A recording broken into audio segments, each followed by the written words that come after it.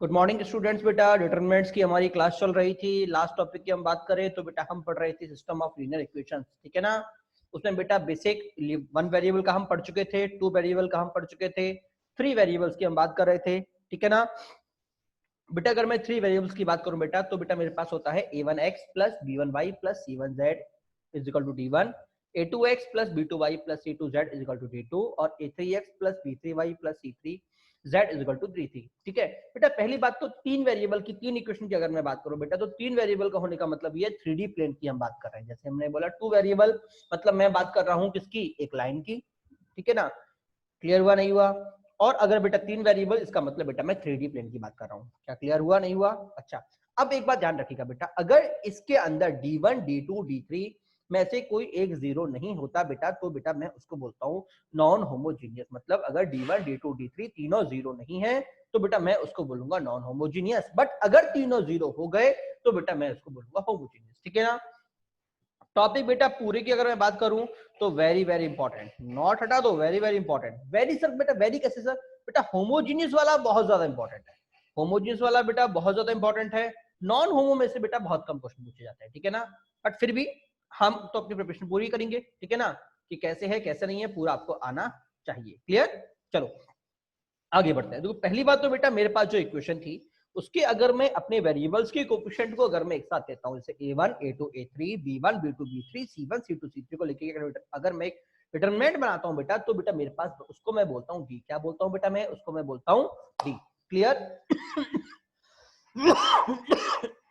अब एक बात समझना जरा, उसको मैं क्या बोलता हूं? d। अब अगर बेटा मैं इस पे ऑपरेशन परफॉर्म करता हूं, क्या करता हूं बेटा? ऑपरेशन परफॉर्म करता हूं। क्या कर रहा हूं बेटा? मैं कर रहा हूं C1 पे कर रहा हूं x C1 plus y C2 plus z C3। बेटा मैंने C1 पे परफॉर्म किया तो C2 से C2 और C3 से जो मल्टीप्लाई किया उसका तो कुछ फर्क पड़ेगा नहीं, ठीक है।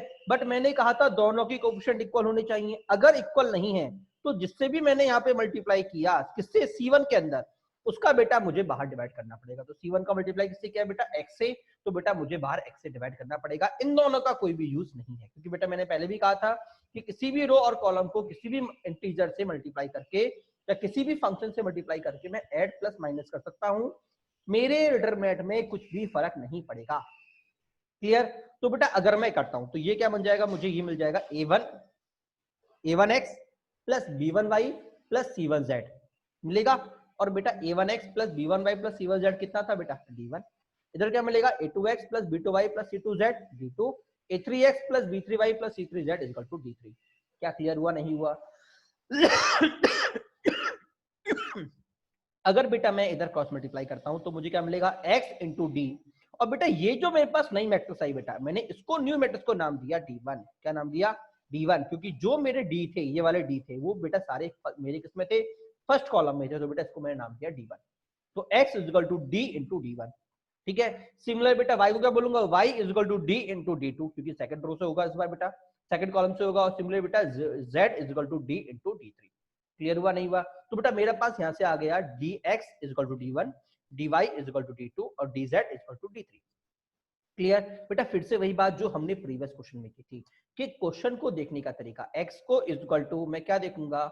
d1 अपॉन d, अगर d मेरा जीरो नहीं है तो, ठीक है, d1 upon d, y is equal to d2 upon d और z is equal to d3 upon d, अगर d मेरा जीरो नहीं है तो। और अगर जी जीरो है तो बेटा एज इट इज मैं इन्हीं को ले लूंगा। क्या क्लियर हुआ नहीं हुआ? हाँ जी।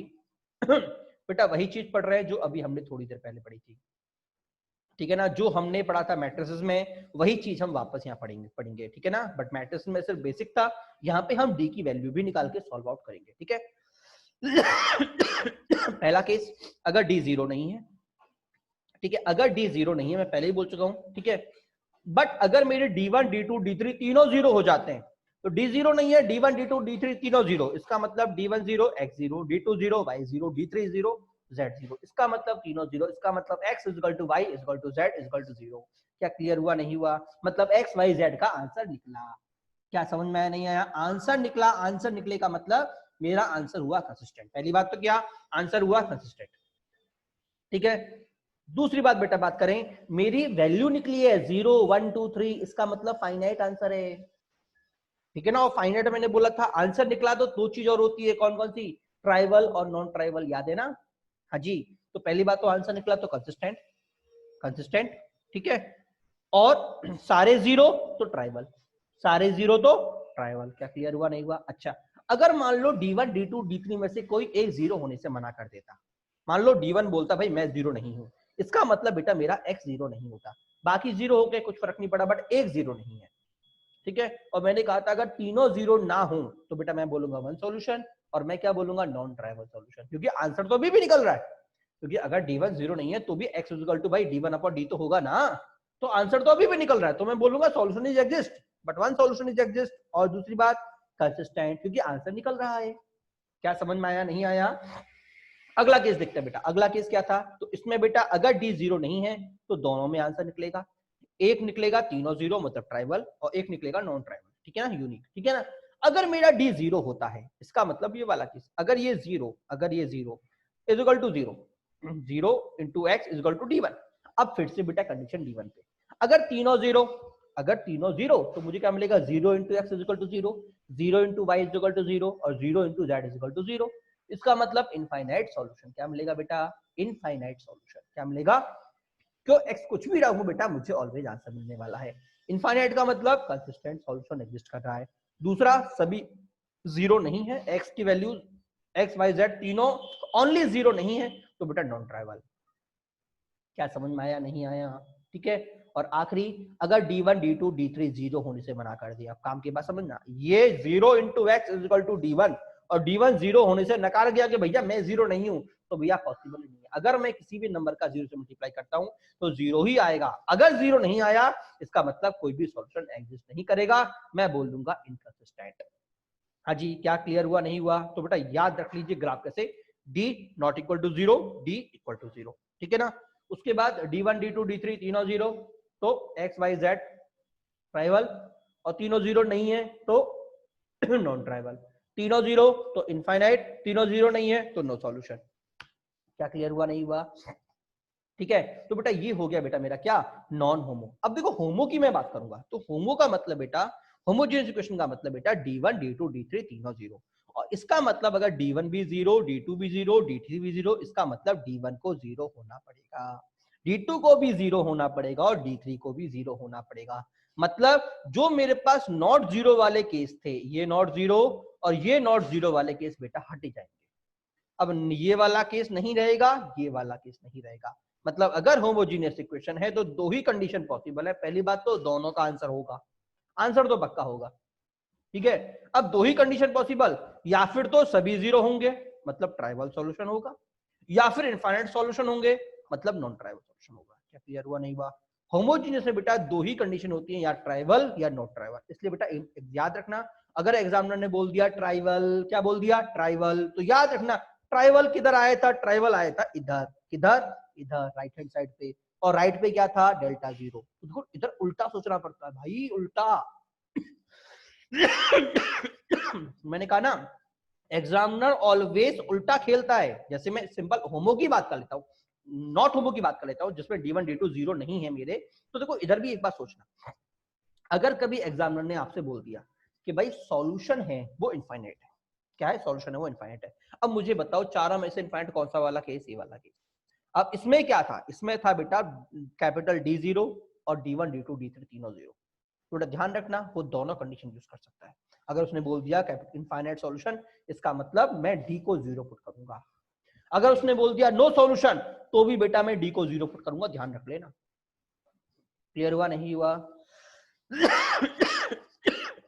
समझ में आया नहीं आया? अच्छा, मान लो उसने बोल दिया नॉन ट्राइबल, उसने बोल दिया ट्राइबल सॉल्यूशन। क्या बोल दिया? Tribal solution. तो ट्राइबल कहां आया था बेटा? ट्राइबल पूरे में सिर्फ एक जगह, ये वाला जोन, और ट्राइबल में D जीरो नहीं था, but D1 D2 D3 zero थे। याद आया? इसका मतलब अब मैं D1 D2 D3 यूज करूंगा। क्या क्लियर हुआ नहीं हुआ? अच्छा, किसी ने बोल दिया नो सॉल्यूशन, तो नो सॉल्यूशन कहां पे आया बेटा? नो सॉल्यूशन ये आया है। इसमें क्या था? D जीरो था, D जीरो था। तो बेटा ध्यान रखना इनफाइनाइट, और ये बहुत पूछा जाएगा। क्लियर? अच्छा, और क्यों बट होमो की इंपॉर्टेंस क्यों बढ़ जाती है? होमो की इंपॉर्टेंस, ग्राफ की बात कर लेते हैं एक बार।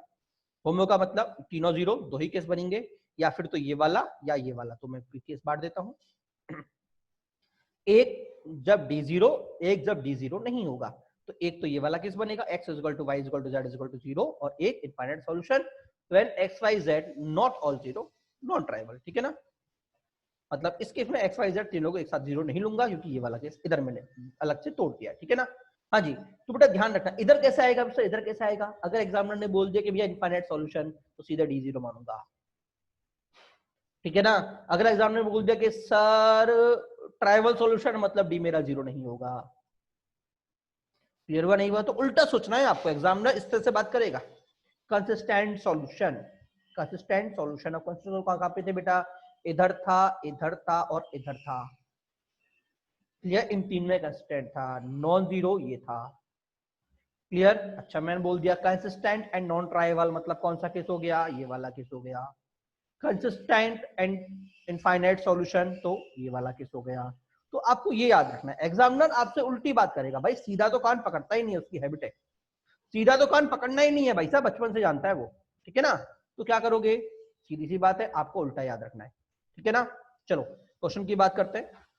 पहला क्वेश्चन आपको दे दिया, ax plus y plus z is equal to 0, x plus b y plus z is equal to 0, x plus y plus z c z is equal to 0, when x y z not all 0 then prove that. अब काम की बात समझना बेटा, not all 0, x y z तीनों 0 नहीं है। अब देखो काम की बात फिर से समझना, पहली बात तो तीनों इक्वल टू 0, इसका मतलब होमो, कौन सा, होमो इक्वेशन है, ठीक है।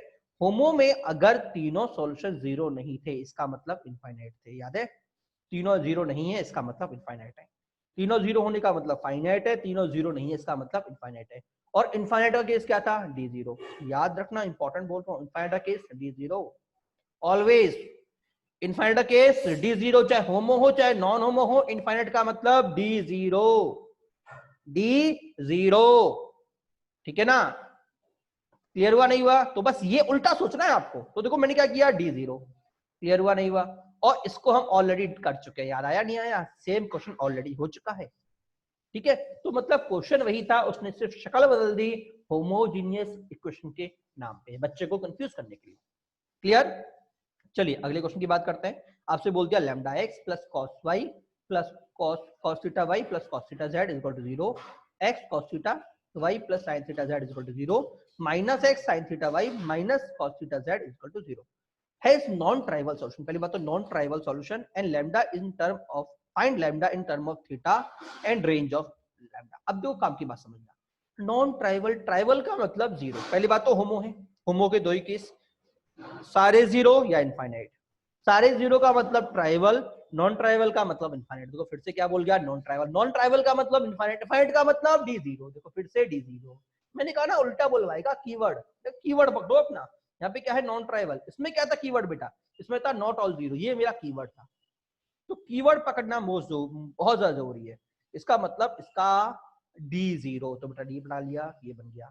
अब बेटा देखो सिंपल सी बात, चाहो तो आप इसको सॉल्व भी कर सकते हो, प्लस माइनस करके सिंप्लीफाई कर सकते हो, चाहो तो सीधे भी कर लो। तो lambda into cos into cos minus cos square theta minus sine square theta. उसके बाद कॉस से करूंगा तो माइनस कॉस, ये वाला minus cos theta plus sine theta, और आखिर में cos into sine theta plus cos theta. होगा नहीं होगा, हाँ जी। अगर बेटा मैं इसको सिंप्लीफाई करता हूँ, क्या करता हूँ सिंप्लीफाई, तो पहली बात तो बेटा ये माइनस में कॉमन निकल गया, 1 हो गया, sine square plus cos square कितना हो गया 1, तो ये आ गया माइनस लैम्डा। इधर की बेटा मैं अगर बात करता हूँ, तो देखो इधर ओपन होगा, इधर क्या जाएगा बेटा, minus cos square plus sine cos जाएगा, इधर क्या जाएगा बेटा, plus sine cos plus cos square, बेटा जाएगा नहीं जाएगा, हाँ जी। अच्छा इधर भी बेटा ये माइनस से मल्टीप्लाई हो रहा है, ये माइनस से मतलब ये मेरा प्लस हो गया, ये मेरा माइनस हो गया ये मेरा प्लस हो गया, ये मेरा माइनस हो गया, मतलब ये दोनों टर्म कट गए, मुझे क्या मिल गया, 2 cos स्क्वायर थीटा। तो बेटा लैम्डा कितना आ गया, लैम्डा आ गया 2 cos स्क्वायर थीटा, मतलब मैंने लैम्डा को पहली बात तो थीटा में निकाल दिया। दूसरा मुझसे बोल रहा है range, range is equal to 0 से लेके 2, रेंज इज इक्वल टू, ये cos की रेंज 0 स्क्वायर है बेटा, ध्यान रखना cos स्क्वायर है, स्क्वायर की रेंज 0 से लेके 1 तक होती है, 2 से मल्टीप्लाई होने की वजह से बेटा 0 से लेके 2 तक मेरी रेंज हो जाएगी। Is it clear to all, हाँ जी। चलो पहली बात तो क्वेश्चन दिखने में भाई cos थीटा लैम्डा बच्चा पागल हो जाता है, ठीक है, बट कीवर्ड पकड़ते ही आपका आंसर आ जाएगा, कीवर्ड पकड़ते ही आपका आंसर आ जाएगा, ठीक है। अब देखो इसमें और क्या पूछ सकते हैं एग्जामिनर, ठीक है, इसकी बात कर लेते हैं। सेकंड फेज मतलब ये क्वेश्चन बेटा कई बार क्या होता है कॉम्प्रिहेंसिव टाइप का आता है, पहले तो ये पूछ लेगा, फिर लैम्डा आपको दे देगा कि अगर लैम्डा ये तो बताओ बाकी चीज क्या होगी। Solve the equation system for lambda is equal to 1।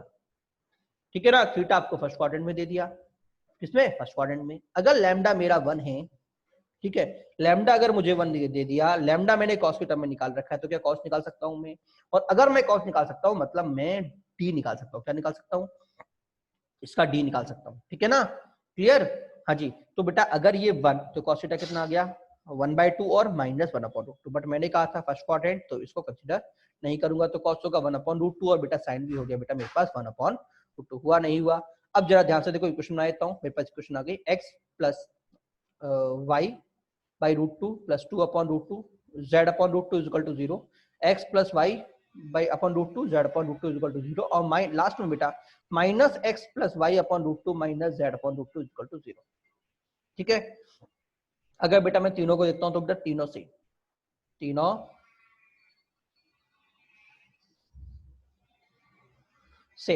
ठीक है ना, हाँ जी, तो बेटा मेरा क्या आंसर आ गया इनफाइनाइट सॉल्यूशन। ठीक है ना, अगर मैं मुझसे पूछा भी जाए तो थोड़ा मैं कॉमन सेंस लगा लूं तो बेटा मुझे यहाँ पे बोला का नॉन ट्राइवल मतलब इनफाइनाइट सॉल्यूशन, दो ही पॉसिबिलिटी है कि होमोजेनियस है, इनफाइनाइट सॉल्यूशन ही पॉसिबल है अगर नॉन ट्राइवल आंसर है तो मेरा।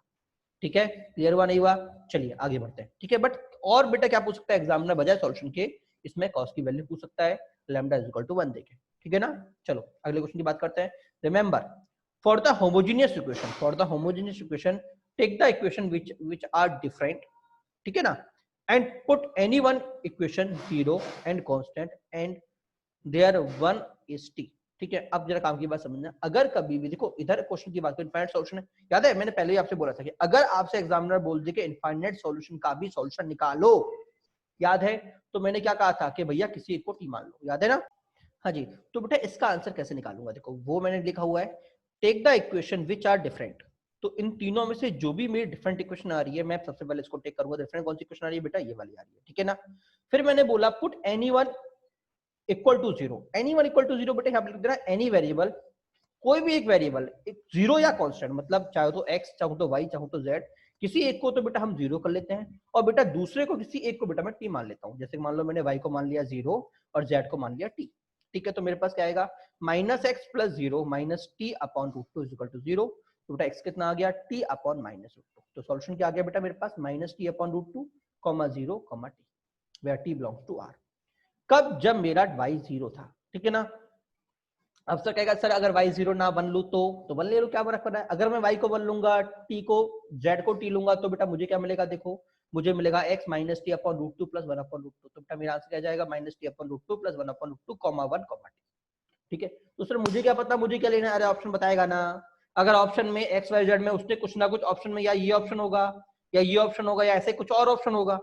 ठीक है, जरूरी मैं y को 0 लूं, हो सकता है वो x को 0 ले ले, हो सकता है वो z को 0 ले ले, तो ऑप्शन में जो भी टर्म उसने जो भी कांस्टेंट लिया है बेटा आप उसको कांस्टेंट लेके आंसर निकालो, अगर वही आंसर आ रहा है तो बेटा आपका आंसर मिल जाएगा, अगर वो नहीं आ रहा तो बेटा वो आपका आंसर नहीं होगा। ध्यान रखना बेटा, यहाँ पे आपका ऑप्शन डिसाइड करेगा कि मेरा आंसर क्या आएगा, क्यों, क्योंकि बेटा आपको एक वैल्यू एज्यूम करनी पड़ेगी, वो क्या एज्यूम कर सकता है वो उसके ऊपर है।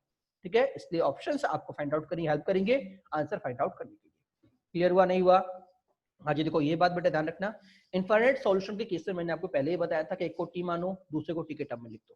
ठीक है, बट प्रॉब्लम यहाँ पे थी, यहाँ पे 3 वेरिएबल है, तो 3 वेरिएबल से कैसे लिखेंगे कि सर अगर एक को टी मानूं तो दूसरा तो भाई फिर भी 2 वेरिएबल रह जाएंगे, तो बेटा उसके इसको करने का तरीका ये, अगर 3 वेरिएबल, एक को टी मानो एक को कांस्टेंट, तीसरा मेरा टी के टर्म में निकल जाएगा।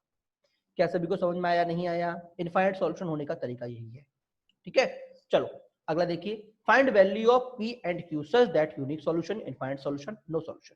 ठीक है, अब बेटा काम की बात समझना, पहली बात तो इक्वेशन क्या, होमो नॉन होमो, कौन सी बेटा, नॉट होमोजेनियस इक्वेशन। ठीक है ना, चलो बात करते हैं नॉट होमोजेनियस इक्वेशन की। तो बेटा पहली बात तो देखो, अगर आप नॉट होमो में क्या याद रखिएगा कि डी की पहली बात याद रखो कि डी 0 था तो 2 आंसर थे, इनफाइनाइट और नॉन जीरो, वो नो सॉल्यूशन। डी 0 तो क्या था, इनफाइनाइट और नो सॉल्यूशन, और जब डी 0 नहीं था तो 2 सॉल्यूशन थे, ऑल जीरो और यूनिक।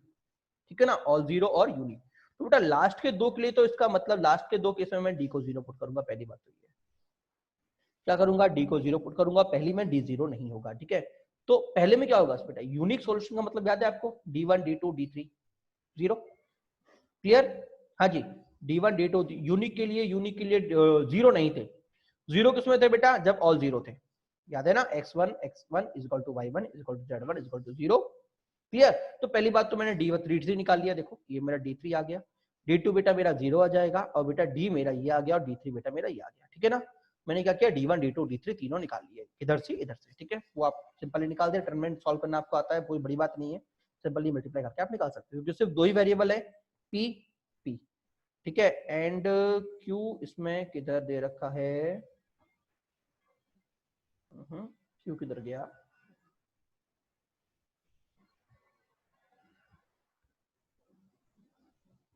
Q मुझे बेटा वेट करिए, हाँ जी बेटा क्वेश्चन मैंने इंप्रूव कर दिया बेटा, ये वाला बेटा मेरा Q था, ठीक है। जब बेटा मैं D3 निकालूंगा तो बेटा इसकी जगह क्या आ जाएगा, 854 आएगा, नहीं आएगा, तो बेटा मेरे पास क्या मिलेगा, मुझे P-2 मिलेगा, ठीक है ना। जब मैं D2 मिला निकालूंगा तो बेटा ये वाला टर्म मेरा 854 आ जाएगा, D2 निकालूंगा बेटा, सिमिलर बेटा मैं D1 और D निकालूंगा, ठीक है ना। D निकालूंगा जब मैं इसको सॉल्व करूंगा, सिंपली जब मेरी पूरी इक्वेशन सॉल्व होगी बेटा तो बेटा D निकलेगा, ठीक है ना। मैंने तीनों वैल्यूज निकाल ली हैं, आप एक बार निकाल लीजिएगा, ठीक है।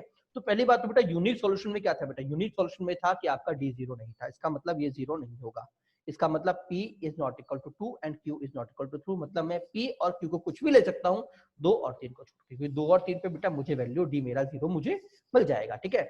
दूसरा बेटा इनफाइनाइट सॉल्यूशन, इनफाइनाइट सॉल्यूशन का मतलब D0, ठीक है। तो इनफाइनाइट सॉल्यूशन का बेटा काम समझना, इनफाइनाइट सॉल्यूशन में क्या था बेटा, इनफाइनाइट सॉल्यूशन के अंदर बेटा मेरे पास दो कंडीशन थे, एक तो D0, एक D1 D2 D3 भी 0, ठीक है ना।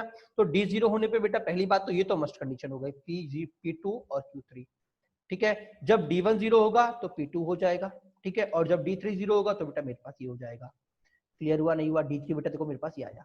अब काम की बात समझना कि इनफाइनाइट के लिए D1 D2 D3 तीन चारों का 0 होना जरूरी था, ठीक है।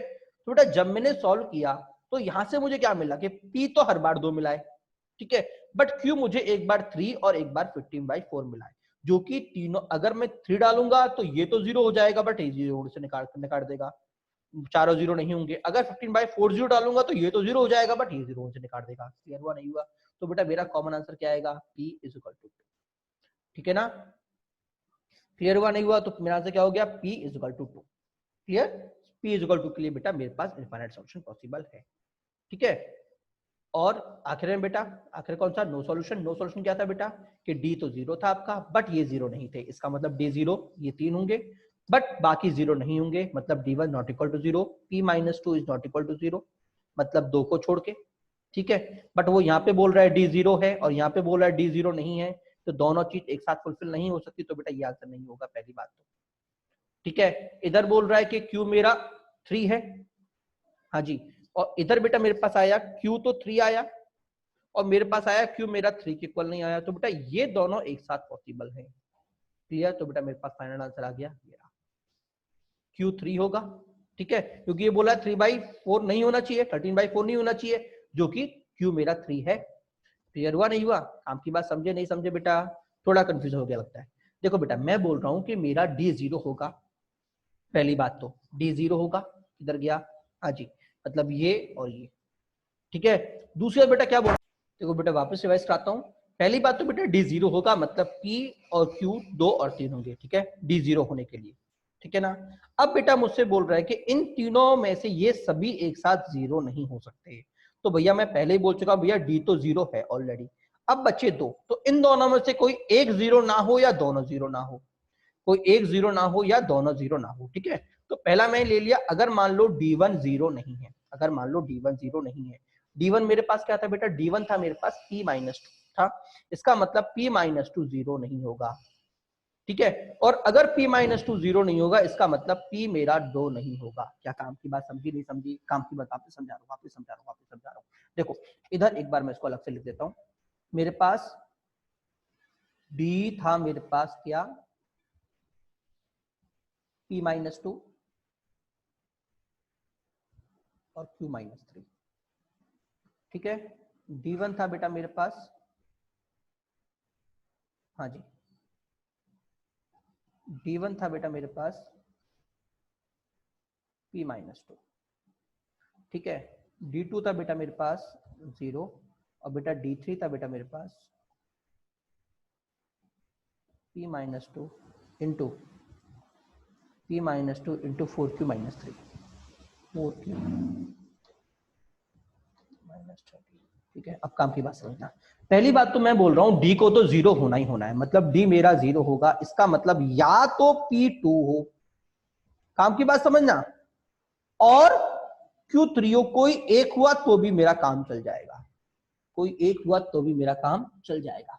देखो ठीक है, अगर पहला केस, अगर मेरा D2 तो 0 है, कोई दिक्कत नहीं है। अब कौन बचे? D1 और D3।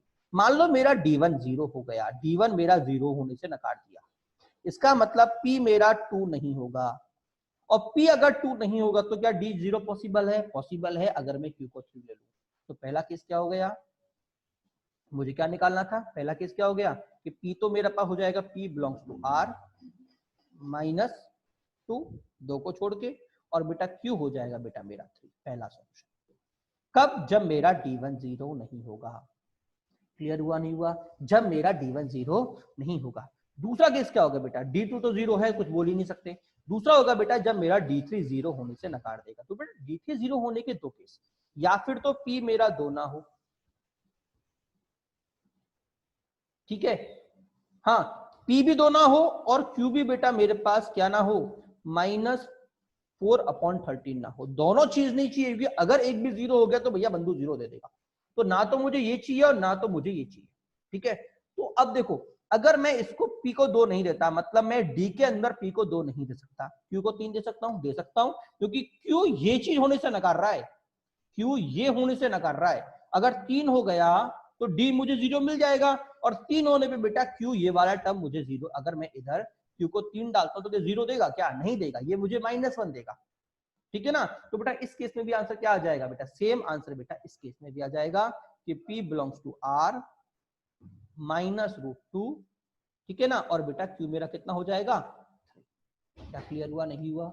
मतलब अगर ये 0 होगा, 0 ये D1 0 नहीं होगा तो भी बेटा मेरा आंसर यही आएगा, और अगर D3 0 नहीं होगा बेटा तो भी बेटा मेरा आंसर ये आएगा।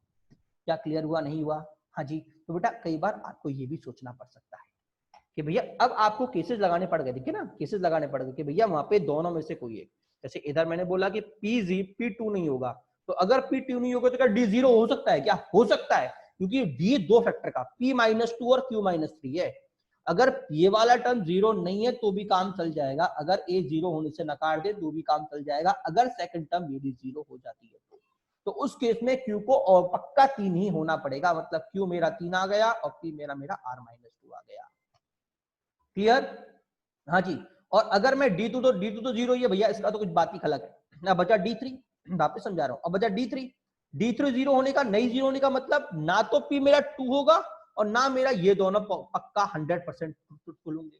और अगर मेरा P2 नहीं है, इसका मतलब फिर से ये मेरा 0 नहीं है, इसका मतलब अब इसको 0 होना पड़ेगा, मतलब Q को 3 होना पड़ेगा। और अगर Q 3 हो गया इसका मतलब ये इसके बराबर नहीं है। मुझे कहा था Q मेरा 13/4 नहीं होना चाहिए, जो कि मैं नहीं ले रहा, मैं तो 3 ले रहा हूं। क्या क्लियर हुआ नहीं हुआ? इसका मतलब बेटा मेरा फिर से आंसर आ गया R-2 एंड Q = 3।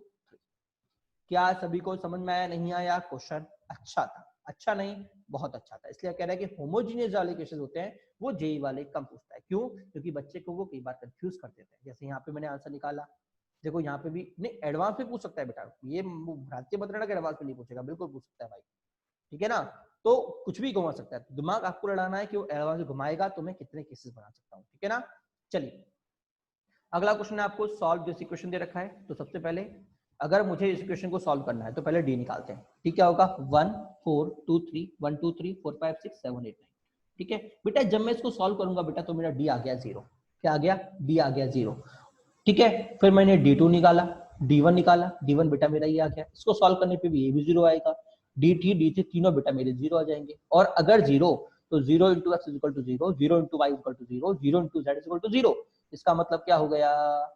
इसका मतलब हो गया कि मुझे t पुट करके सॉल्व करना पड़ेगा। क्या क्लियर हुआ नहीं हुआ? इसका मतलब मुझे t पुट करके सॉल्व करना पड़ेगा अगर मुझे आंसर निकालना है तो। क्लियर? हाँ जी, कोई डाउट?